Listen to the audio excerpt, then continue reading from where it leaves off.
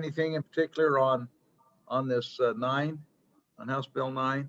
I'm looking. Yeah, I do. What is it, Mr. Vice President? What are we doing here? So what's the issue that's driving the need to set up this temporary program? Before you continue, I do want to let you know that once I click the live, I can't unclick it. So we are live on YouTube. All right. Well, we'll ask them. We'll ask them those questions. So why don't we go ahead and we'll go ahead and call this to order. Karen, why don't you go ahead and take the roll? Absolutely. Senator Grew. Here. Senator Hicks. Here. Senator Kinski. Excused. Thank you. Senator Steinmetz. Here.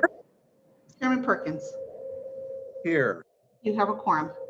Thank you.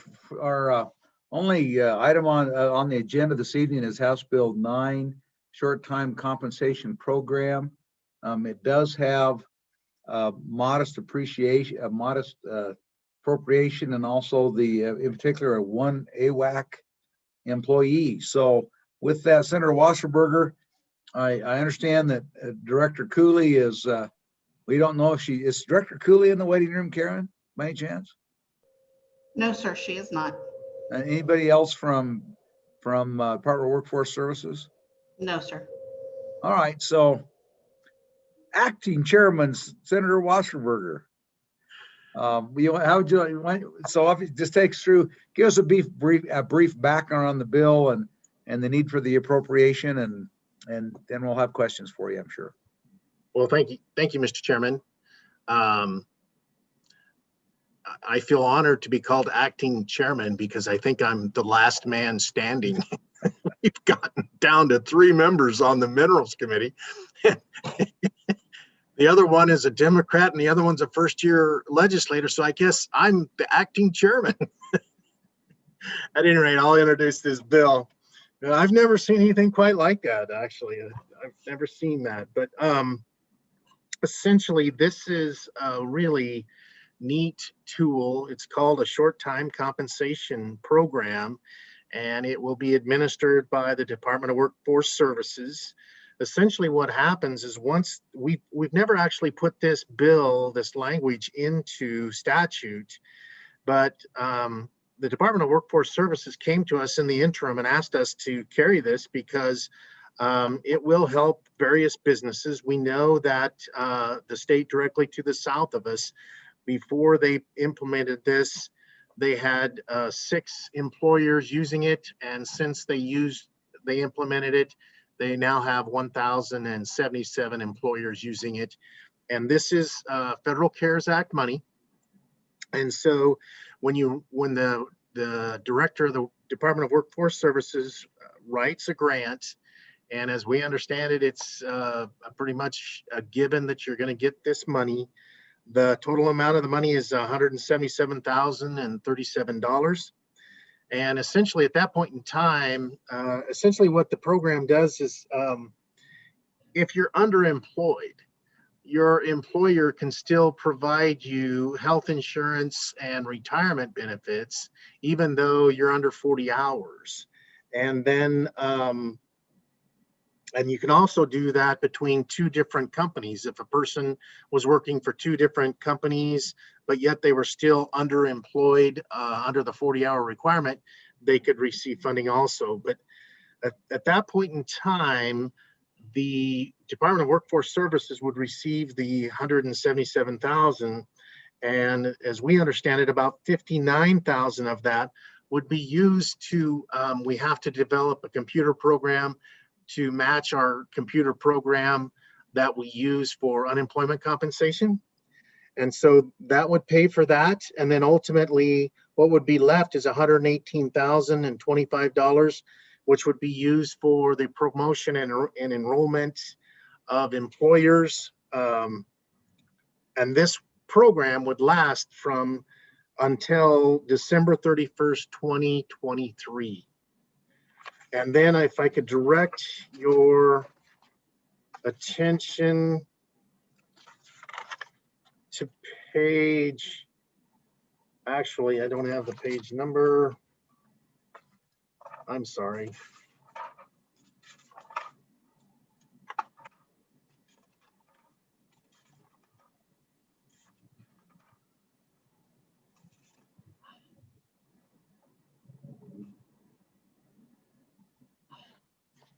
Actually, it's at the back of your bill. It is section 4. And essentially what it says, the Department of Workforce Services is authorized one at-will contract employee to implement this program. The authorization for this position created in this section is in effect beginning on the effective date of this act and shall end on June 30th, 2022. The Department of Workforce Services shall report to the Joint Appropriations Committee on the creation of the position authorized in this section through the B11 process, as authorized in Wyoming Statute 9-2-1005 B2i. It is the intent of the legislature that the position authorized in this section not be included in the department's standard budget for the immediately succeeding fiscal biennium. So essentially, as I take that, Mr. Chairman, if this program is going to continue with a state employee, then ultimately you as chairman and you as members of the Senate Appropriations Committee in your interim study would have to approve that employee for the next budget. And Mr. Chairman, I think that's the financial part of this bill. Okay, thank you. Questions for Senator Wasserberger? Senator Drew? Oh, a question, just to make sure everybody knows it, where he's referencing is page 21, if you didn't find it. Page 64, line 12, and it's that section 4 starts on line 4. Thank you. Page 21, section 4, lines 4 through 11. Okay. Thank you. So, Mr. Vice President, do you have a question? Yeah, I was trying to find the, Mr. Chairman, the language. I found the effective date, but where it sunset this, what section was that in? I'm sorry. No, it's not there. Go ahead, Senator Guru. Well, Senator Wasserberger, we're asking you questions. So Senator Guru, let's let Senator Wasserberger, if he needs to phone a friend, he knows you're there. Well, thank you, Mr. Chairman. On page 21, lines 4 through 12, Mr. Vice President, but then also I forgot to announce that on page 21, lines 16 through 19, this bill is effective immediately. So once the governor signs it, it will put in place the director of the workforce services to apply to the federal government for the CARES Act money. And then they're saying that they can have this, they're actually saying that we could have this program up and running, actually maybe before March 1st, but certainly before April 1st. Okay. So it's fairly immediate. Just follow up, Mr. Chairman, I am still not finding the language in section 4 that says that this program ends in whatever the date was in 2022. Well, I think it's not there. I don't think that language is there, but what I think is there is the fact that the position is funded from available federal funds for the program established by this act as they may be available. And by definition, it's CARES Act money. And so it goes away when the CARES Act money goes away unless we do something different. Okay. Senator Wasserberger, Mr. Acting Chairman Wasserberger, I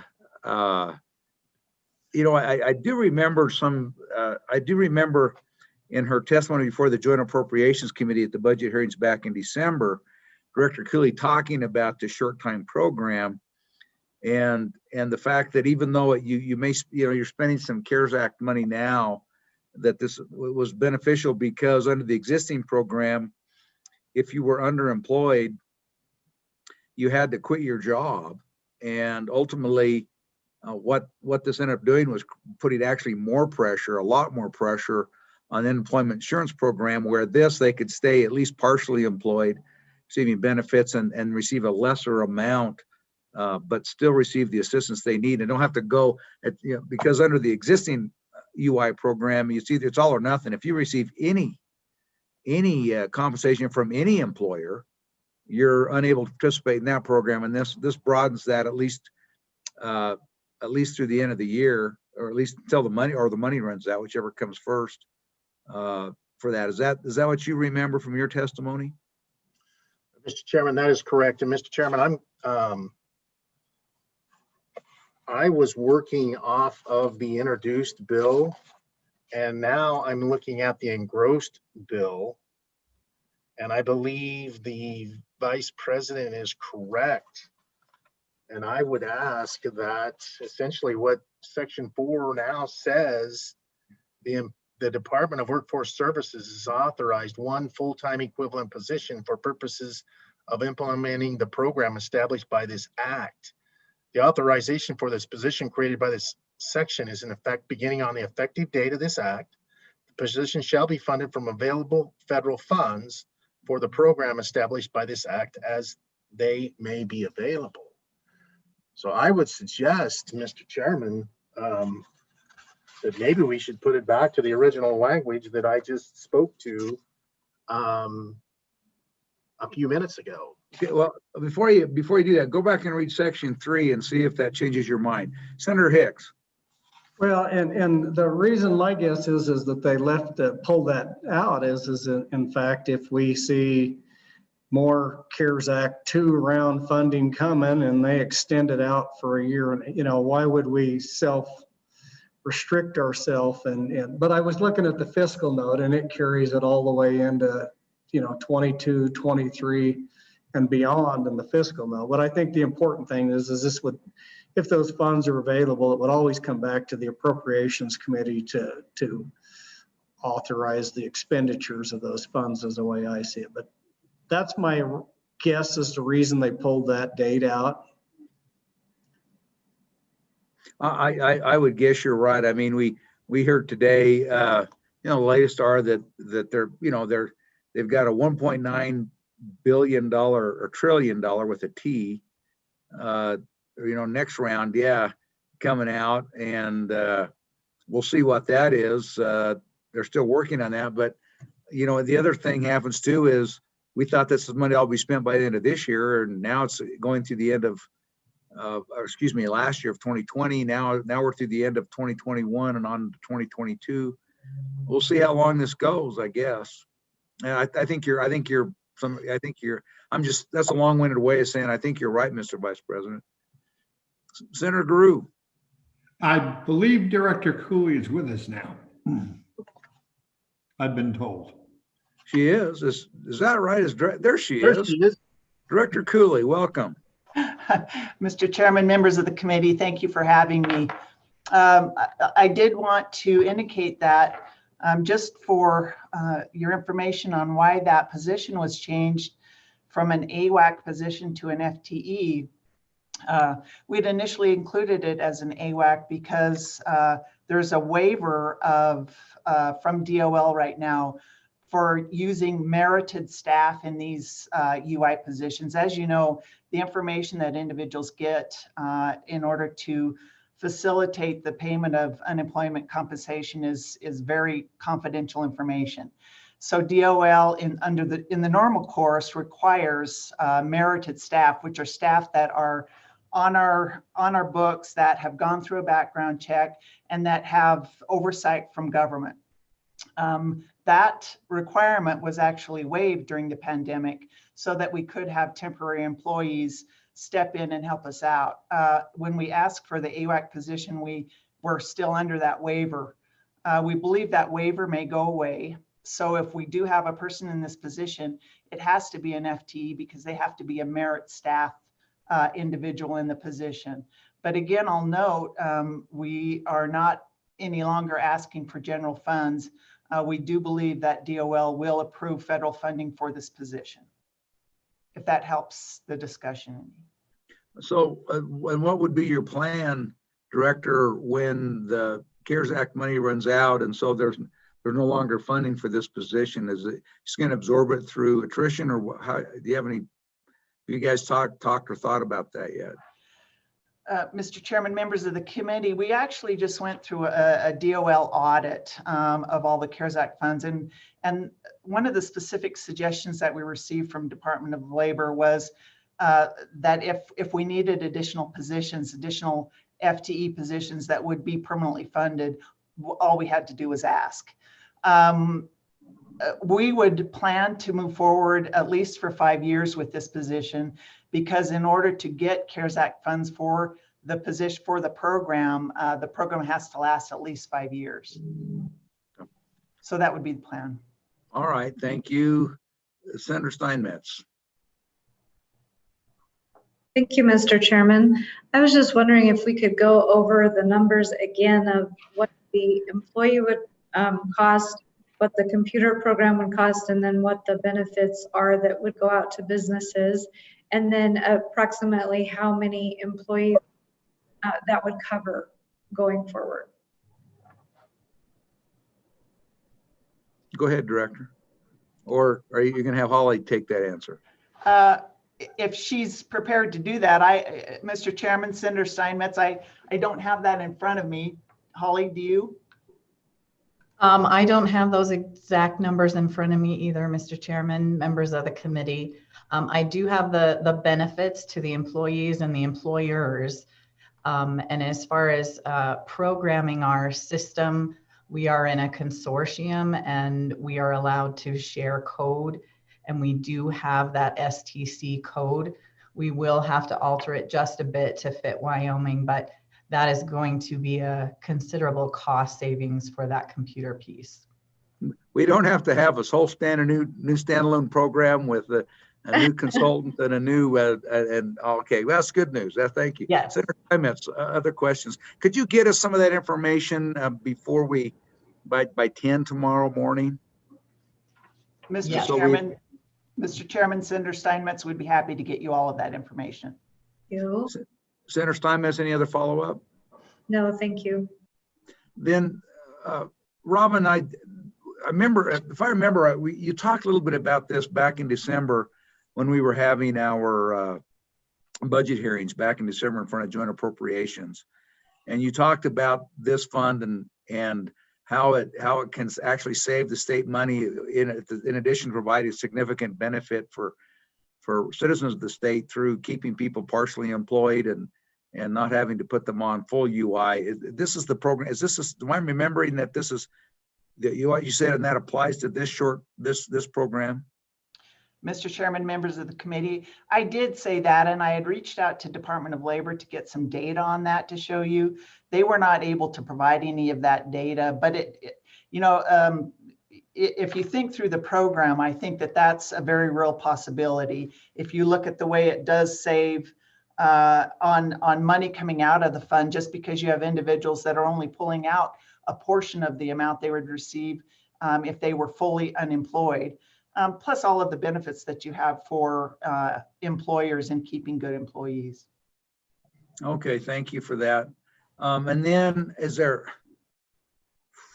I guess we'll see how this goes. We'll want to, I'm sure that when we have our budget hearings next December and next January, we're going to want to hear about this program and the expenditures and give us what data you can on it. Obviously it'd be less than even we might haven't had it for 6 or 7 months by then, but we'll want some follow up on that when we get to budget hearing next fall.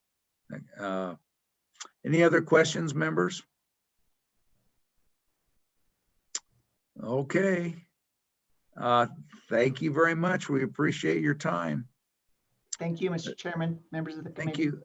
Karen, is there anybody else in the waiting room that's wishing to speak on this re-referral? No, sir, no one else in the waiting room. Okay. Members, further discussion? Any other questions for Acting Chairman Senator Wasberger? Move the bill, Mr. Chairman. Bill's been moved. We got a second. Thank you. Is there a second by Senator Guru? Is there any amendments? amendments. All right, I think we're ready. We'll question on the bill then. Karen, will you call the roll? Yes, sir. On House Bill 9, Senator Guru, Aye. Senator Hicks, Aye. Senator Kinsky excused, Senator Steinmetz, Aye. Chairman Perkins. Aye. 4 ayes, 1 excused. Thank you. So now I'll write this down for tomorrow so I don't forget it, Senator Steinmetz, like I did for you last week on that one bill. But anybody in particular have a desire to read the floor? Well, I guess we're not the floor manager on this. The acting chairman, Senator Wasserberger, is.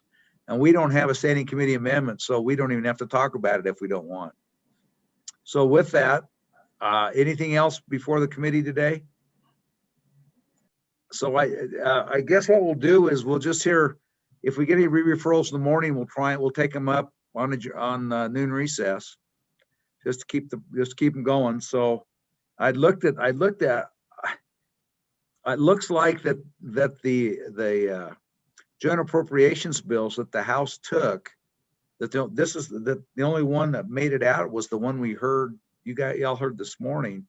None of the other bills that they assigned made it that they've got placed on general file, but were never heard. So I guess we'll hear about those in the upcoming in-person session. Senator Hicks. Yeah, Mr. Chairman, we will get a re-referral from the Ag Committee. They meet at noon, so we just might as well have Karen be prepared to set up a